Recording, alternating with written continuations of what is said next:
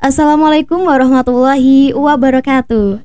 Halo sahabat opini, kembali lagi bersama saya Yumni Nur Amalia, tentunya di podcast Opini, obrolan pendidikan Islam masa kini.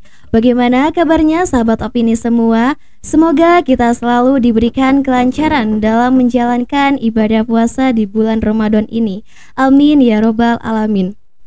Oke sahabat opini, kali ini saya akan menemani sahabat opini semua dengan menyuguhkan beberapa informasi yang menarik tentunya, yaitu mengenai puasa lancar, ibadah ngegas. Nah, bagaimana sih caranya berpuasa dengan lancar dan apa sih yang dinamakan dengan ngegas? Karena puasa itu bukan hanya sekedar menahan lapar dan haus saja, tetapi bagaimana cara kita mengontrol hawa nafsu kita. Supaya apa? Supaya puasa kita bisa berjalan dengan lancar. Nah, oleh karena itu telah hadir narasumber kita yang sangat luar biasa, yaitu ada Kak Santi Setiawati. Nah, beliau ini merupakan salah satu mahasiswi dari Stitnu Al-Farabi Pangandaran. Mari kita sapa terlebih dahulu narasumber kita.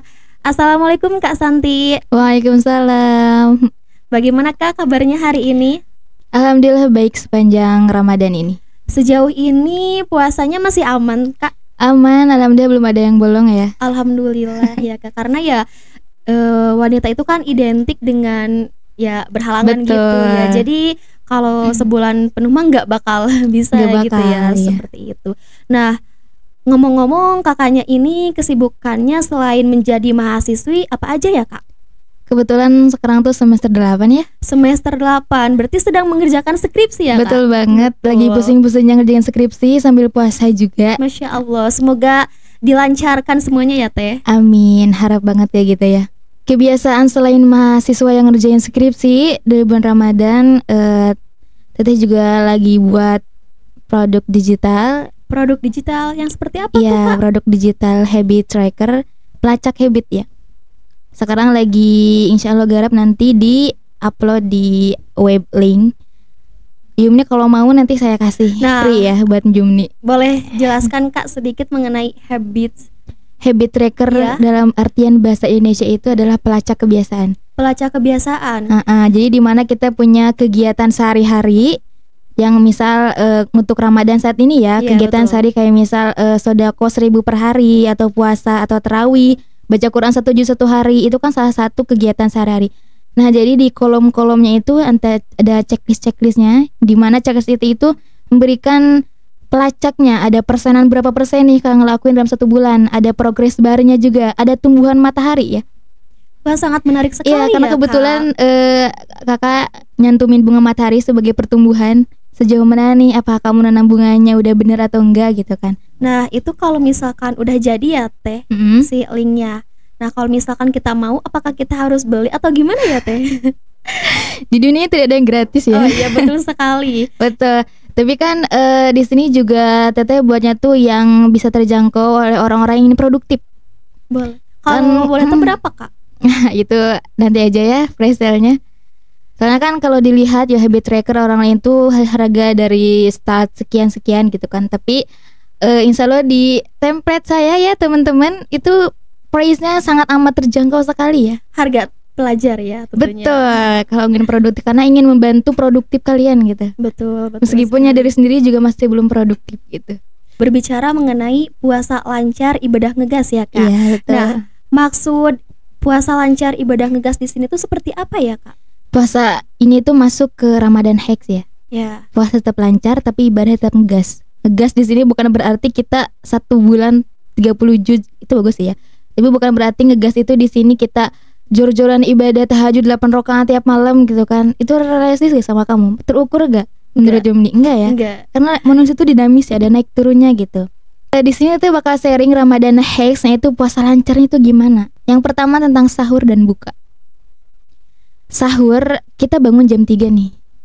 Kalau kamu sahur jam berapa bangun? Jam 4 kurang. Jam 4 kurang. Ya, jam 4 kurang. setengah Karena 4 ya. Mendekati imsak. Betul. Karena kan dikatakan bahwasannya kalau kita sahur mendekati imsak itu kan lebih dianjurkan. That's ya, right, betul. seperti itu. Karena bahkan dianjurkan ya. Iya, Nah, jadi ketika sahur itu kita bisa pilih nih makanan yang bisa mengenyangkan lebih lama. Tahu nggak apa?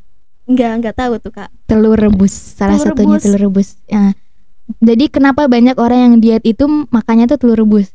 Biar Karena kenyang ya. Iya, karena telur rebus tuh bikin kita lebih kenyang lebih lama. Itu cuma salah satu sih, tapi kalau memang masak sahur yang lain sebagainya juga boleh, itu terserah. Dan sahur yang baik itu adalah sahur yang mengakhirkan tapi bukan mepet ke imsak ya. Betul. Karena itu apa sih namanya, sulit juga nantinya keselak oga ya.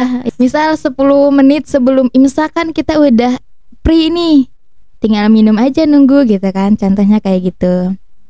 Terus tentang buka, kamu tim buka dulu apa sholat dulu? Aku mah gini ya Kak. Iya.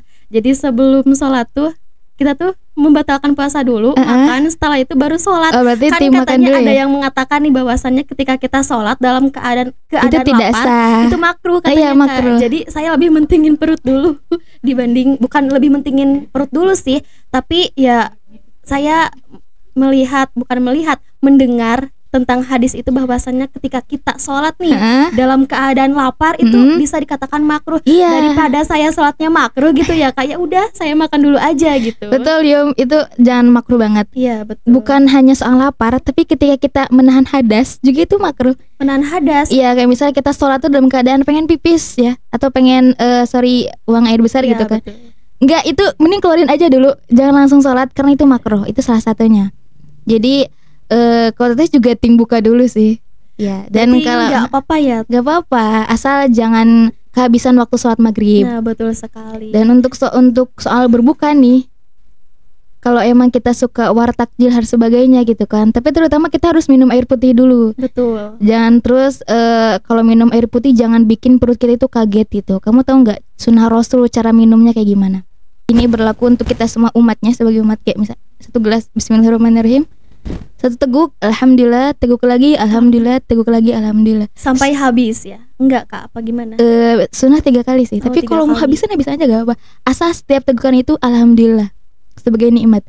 Kadang kalau orang yang berbuka puasa itu minumnya itu jor-joran gitu kan, bikin Betul. seperut tenggorokan itu kaget ya, bayangin ya Yum. Nanti jadinya kembung Kak kalau kebanyakan minum. Terus gitu. malah cepet kenyang gitu kan. Betul. Jadi makan enggak.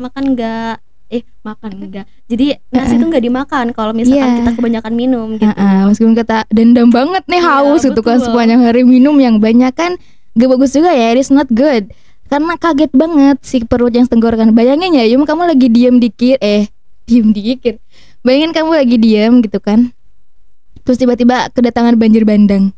Kayak apaan sih, kenapa enggak ngalir aja dulu si airnya itu dikit-dikit gitu. Iya, Nah, kenapa salah tiba-tiba satu. banget gitu ya. Bayangin Jadi kalau kaget gitu. bayangin kalau hujan nih, hujan tiba-tiba langsung bruk air kan nggak keburu dong jahit pakaiannya tuh langsung basah. Kenapa ada gerimis sebelum hujan? Contoh, Nah, betul itu sekali. contoh. Terus kalau makan kan yang manis dulu ya. Lebih disunahkan ke kurma enggak sih Kak?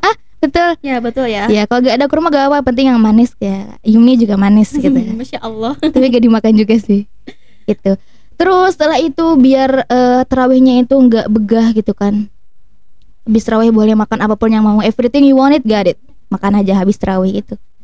Kadang rata-rata. Yang penting sebelum tarawih jangan makan kebanyakan, Kebanyakan, biar nggak betul menimbulkan rasa malas nantinya. Nah, betul sekali ya Kak. Soalnya yang saya rasakan nih dulu ya waktu puasa dulu sih, sekarang mah enggak gitu karena udah berpikir nih gitu ya. Dulu mah semua makanan yang ada di meja ya makan gitu. Jadi ketika memasuki sholat tarawih males hoream gitu, rasanya tuh kayak nggak mau sholat gitu. Malah ngantuk ya. Iya betul banyakan sekali. makan. Terus kalau soal puasa nih biar efektif energi kita nggak terkuras, ini soal manajemen energi gitu kan. Kalau yang kerja ya biasanya kerjanya itu maraton, coba deh karena kita tuh sadar ini tuh puasa gitu kan, kita gak ada asupan makan minum. Jangan terlalu memaksakan diri untuk melakukan aktivitas yang berat-berat. Kalau misal kita suka olahraga yang lari gitu kan 80 km, Bojes tuh Batu Hiu, coba deh karena kita puasa gitu, jalan aja santuy gitu kan. Kalau emang harus banget lari gitu kan, contoh ya. Iya betul. Kalau bisa tidur itu paling malam itu, kalau bisa tidur malam itu start jam 10, setengah 11, karena waktu kita terpotong jam 3 pagi untuk sahur. Betul. Kalau kamu tidur jam berapa malam?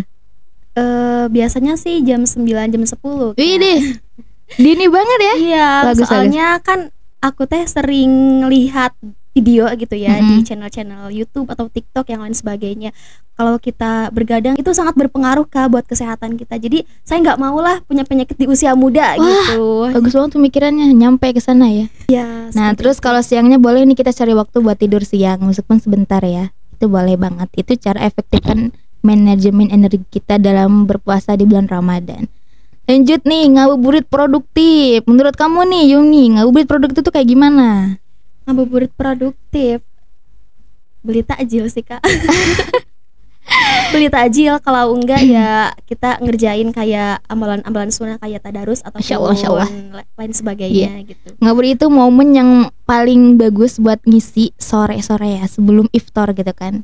Kita cuci mata makanan tuh di bazar-bazar. Terus ikutan FOMO gak sih kayak gitu? Tapi betul. Ikut-ikutan. Semua makanan tuh kayak pengen dibeli gitu. Padahal kan ya emang nafsunya gitu, lagi lapar nih, sinyal si perut lapar ke otak itu kamu beli risol, mayo, beli dimsum yang sebagainya gitu kan. Nah itu meskipun dalam makannya itu enggak semua dimakan. Nah ngabuburit di sana yang produktif itu gimana sih? Kalau misal kita memang masak di sore hari, tapi kita bisa dengerin sambil dengerin murotal atau kajian online. Yang misalnya kita jarang-jarang atau bahkan tidak sama sekali mendengerin murotal atau bahkan kajian online, tapi di bulan puasa inilah, come on, listening kita. Karena kan ya dengerin. di bulan puasa itu kan Beda pahalanya ya? sangat dilipat gandakan. Betul. Beda dengan bulan-bulan lainnya ya Kak. Karena Ramadan itu kan punya bulan yang istimewa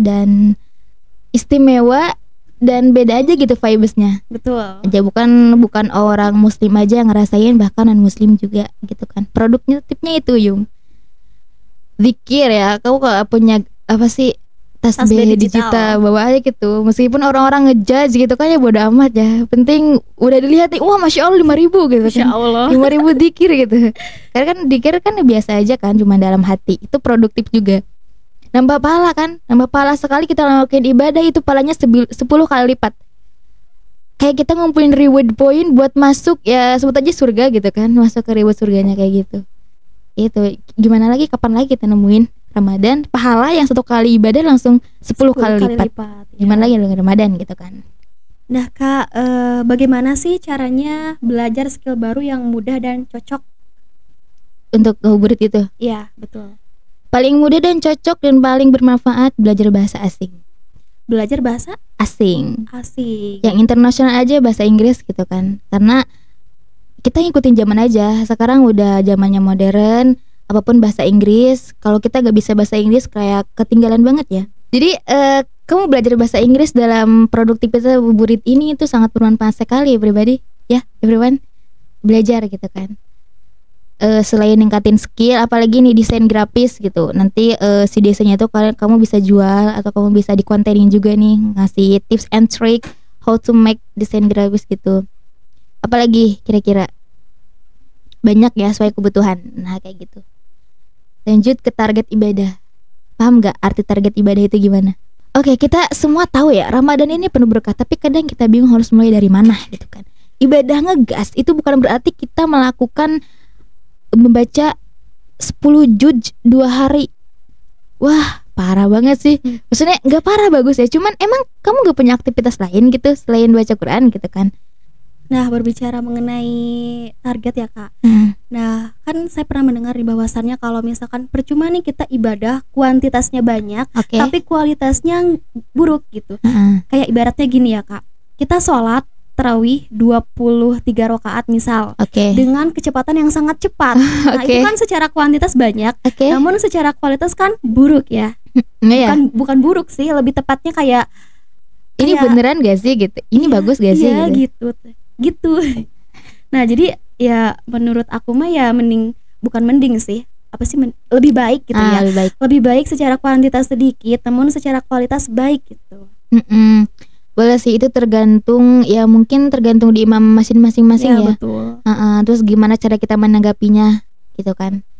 Karena sulit sih, masa kita bicara sendiri gitu, Ustaz jangan kenceng-kenceng itu tadi suratnya kelewat gitu kan. Kan gak mungkin juga kan. Tapi kalau mau terus terang juga gak apa-apa ya, agak frontal gitu.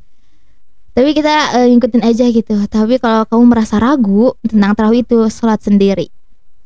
Nah berbicara mengenai sholat sendiri nih Kak, lebih utama sholat sendiri di rumah nih buat perempuan ya Kak. Oke. Lebih utama sholat sendiri di rumah atau berjamaah di masjid? Perempuan hakikatnya itu memang di rumah baiknya. Laki-laki itu di masjid. Tapi kalau kalau ini Ramadan gitu. Iya, sholat tarawih gitu Kak. Ya di masjid, karena kalau kita sholat isya di rumah ketinggalan dong nanti tarawihnya di masjid. Jadi sekalian aja habis makan atau habis sholat maghrib langsung go to masjid. Saat isya di sana langsung tarawih bareng di sana. Nah, soalnya saya pernah mendengar sebuah hadis nih Kak, bahwasannya sholat sunnah itu lebih dianjurkan di rumah. Tetapi kenapa sih sholat tarawih itu lebih dianjurkan di masjid? Karena sholat tarawih 23 di rumah itu malas aja gitu bawaannya. Betul. Apalagi yang banyak, yang sedikit juga kan malas. gitu. Betul banget gitu. Nih ya Kak, terus nih Kak, kalau dilihat dari zaman sekarang ya, apapun tuh kan serba HP. Ya. Ada nggak atau bagaimana sih cara kita melihat target ibadah kita atau habit ibadah biar terlihat gitu Kak? Seperti aplikasi pencatat amal harian gitu Kak. Ya, yang tadi kita di awal sebutkan ya, namanya habit tracker atau kebiasaan pelacak kebiasaan gitu. Itu bakal bantu banget buat produktif apalagi di bulan Ramadan. Jadi kita bisa lihat nih progres persenan berapa, karena ada hasil tuh di sana. Wah, ternyata Ramadan ini aku banyak nih ibadahnya, atau wah ternyata Ramadan ini aku banyak bolongnya nih. Wah, ternyata ngaji Quran aku cuma 10% nih. Wah, ternyata puasa aku cuma 30%. Wah, ternyata aku nggak high dong. Jadi gitu. bisa kelihatan persentasenya ya Kak? Betul gitu. Jadi kelihatan banget nih, dan itu bakal buat kita termotivasi. Betul. Ya, betul. Jadi kayak halnya kita bisa introspeksi diri secara langsung dan evaluasi diri. Kamu ngikutin Instagram aku kan? Suka lihat story. Lihat. Suka lihat habit tracker yang agak pusing sih lihat tabelnya gitu. Soalnya banyak gitu Kak. Yang kotak-kotak itu loh. Iya, betul. Betul kamu lihat tuh. Iya, oh my god, harus selesai. Bagus itu Kak, bagus banget. Itu contoh ya, meskipun ya kadang ya aku nggak ngelakuin, sejujurnya aku nggak ngelakuin. Iya, maksudnya nggak ngelakuin semua yang di list-listan itu, cuman ada gitu. Karena itu contoh, itu template gitu kan, gitu. Nah, apa sih motivasi Kakak untuk membuat habit tracker seperti itu? Motivasi kenapa aku buat habit tracker? Pasti kan ada alasannya nih Kak, nggak langsung tiba-tiba kita bikin si aplikasi ini gitu. Pertama, kebutuhan diri sendiri. Kebutuhan diri sendiri. Pengen produktif gitu. Karena ya selain mahasiswa juga aku nggak kerja ya. Ya belum gitu kan. Karena ya bekerja itu setelah lulus dari sini pun bisa kayak gitu. Benar. Dan produktif itu meningkatkan skill atau prepare kita sebelum bekerja gitu. Buat persiapan. Ya, betul sekali. Gitu. Biar kalau pengen punya kerjaan sesuai passion gitu contohnya. Nah, bagaimana sih Kak cara membuat target ibadah kita tuh lebih realistis dan terukur gitu? Nah, serta strategi apa sih yang bisa diterapkan untuk menjaga dalam beribadah sepanjang bulan Ramadan? Sebelumnya kamu tahu nggak buku Atomic Habit yang dibuat oleh James Clear itu? Enggak pernah dengar atau pernah lihat? Belum. Nah, itu Atomic Habit ya, dimana habit kita itu dibuat dari mindsetnya dulu. Contoh ya, kalau misal daripada kita ngomong hari ini aku pengen baca Quran 1 juz sehari, itu kan memang benar nih 1 juz sehari. Tapi coba deh dikerucutkan. Hari ini atau setiap hari aku harus baca Quran 2 lembar setelah sholat fardu. Lebih ringan kan? Betul. Daripada digebluk gitu kan, misalnya contohnya digebluk. Dia sekaligus ya. Iya. Jadi daripada aku harus baca Quran 1 juz 1 hari, aduh kayak berat banget ya, soalnya 9 halaman ya, atau 10 halaman, 9 sampai 10. Tapi coba deh kalau kita dikerucutkan lagi, itu soal mindset ya, berpikir. Kerucutkan lagi 2 halaman setiap sholat fardu. Itu lebih ringan. Betul. Dan bakal target gak 1 hari 1 juz itu bakal terpenuhi. Opsional sih Kak. Opsional ya? Iya, opsional. Ya, maksudnya itu salah satu mindsetnya berpikir itu dirubah gitu kan. Yang kedua, target yang dapat dicapai, ya bisa disebutkan yang mudah dicapai aja. Kita lihat kuantitas diri, kemampuan diri sampai mana. Jangan langsung gede yang tadi sebutkan yang tadi awal ya. 3, prioritaskan ibadah wajib. Sebelum kita mengerjakan sunnah pasti melakukan ibadah wajib dulu. Nah itu puasa, sholat, baru sunnah gitu kan. Yang ketiga, manfaatkan teknologi. Come on, jangan scroll media, jangan scroll TikTok TikTok, Reels, Instagram dan sebagainya nggak bermanfaat gitu kan. Pastikan di bulan Ramadan ini produktif banget dengan memanfaatkan teknologi digital buat bikin kajian online, podcast. Betul sekali. Podcast yang Islami banget gitu kan, dengeran Murota. Tahu kan yang kajian lebih generasi Gen Z itu siapa ustadznya? Hanan Ataki. Betul. Yang lebih relate banget ya sama anak muda. Iya, betul sekali. Handy Boni tahu. Betul. Mungkin cukup sekian ya Kak pembahasannya. Ada nggak sih Kak motivasi atau saran buat para sahabat opini di rumah mengenai tema kita hari ini? Oke, jadi motivasinya itu besaran buat teman-teman online di sana atau offline yang lihat video ini. Puasa bukan hanya tentang menahan lapar dan haus, tetapi juga menahan hawa nafsu. Dan puasa adalah perisai dari api neraka. Baik sahabat opini, itu tadi akhir dari sesi perbincangan kita pada podcast kali ini. Saya ucapkan terima kasih kepada narasumber yang sudah berkenan hadir dan sharing ilmu kepada kita semua. Tak lupa juga saya ucapkan terima kasih kepada sahabat opini semua di rumah yang sudah setia menyaksikan dan mendengarkan podcast kami. Jangan lupa pantengin terus channel YouTube kami, yaitu Stitnu Alfarabi Pangandaran. Dan jangan lupa untuk like, comment, share, and subscribe. Saya Yumni Nur Amalia selaku host dan narasumber kita, Kak Santi Setiawati, pamit undur diri. Mohon maaf bila ada salah kata dalam penyampaian podcast kali ini. Wassalamualaikum warahmatullahi wabarakatuh.